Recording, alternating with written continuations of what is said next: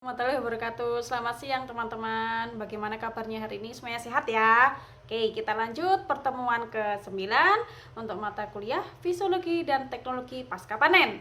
Hari ini kita akan membahas materi tentang penyimpanan. Oke, outline untuk hari ini kita akan membahas dari mulai apa itu penyimpanan sebagai pasca panen, penyimpanan sebagai penanganan pasca panen, kemudian tujuan penyimpanan, berikutnya adalah faktor-faktor yang mempengaruhi selama penyimpanan, kemudian jenis-jenis penyimpanan,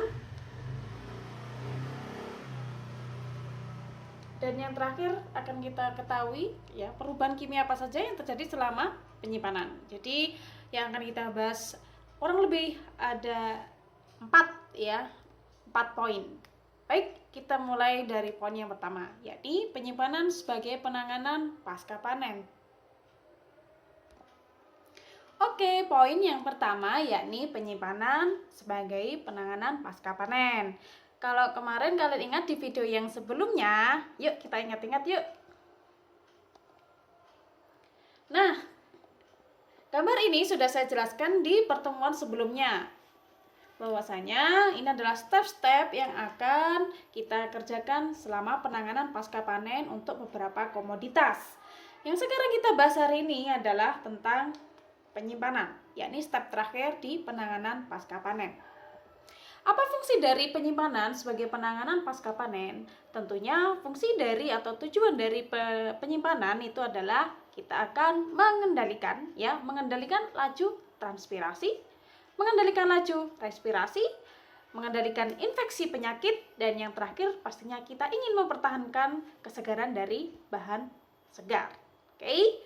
Nah, faktor-faktor apa saja yang akan mempengaruhi selama penyimpanan? Kita lihat. Untuk faktor-faktor yang mempengaruhi selama penyimpanan, yang pertama adalah faktor prapanen. Apa maksudnya faktor prapanen?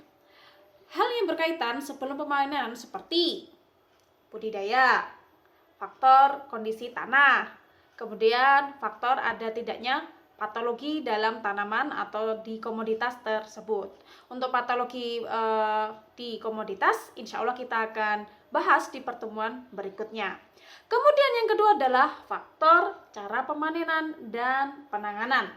Nah, apabila kita melakukan cara pemanenan secara tidak tepat, maka mungkin akan bisa terjadi kerusakan baik secara mekanis maupun secara fisik.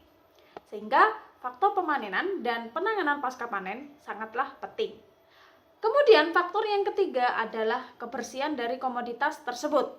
Ingat, apabila komoditas tidak dibersihkan secara baik, maka bisa menimbulkan kerusakan secara mikrobiologis. Dan yang terakhir, faktor yang mempengaruhi penyimpanan adalah pendinginan. Nah, faktor yang terakhir ini akan kita bahas di pertemuan berikutnya, sehingga saya tidak akan menjelaskan lebih detail lagi untuk pendinginan, karena kita akan punya satu pertemuan khusus membahas tentang pendinginan.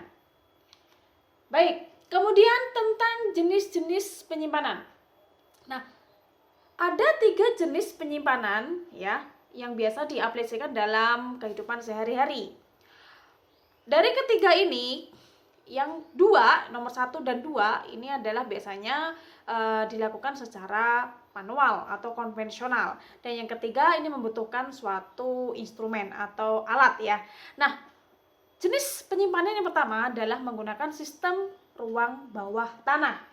Nah, kalau kalian lagi hobi melihat film Korea nih ya, yang suka lihat sekarang lagi yakni film Korea berjudul Crash Landing on You, itu ada momen di mana ya aktrisnya masuk ke dalam ruang bawah tanah yang fungsinya di situ adalah menyimpan beberapa bahan segar.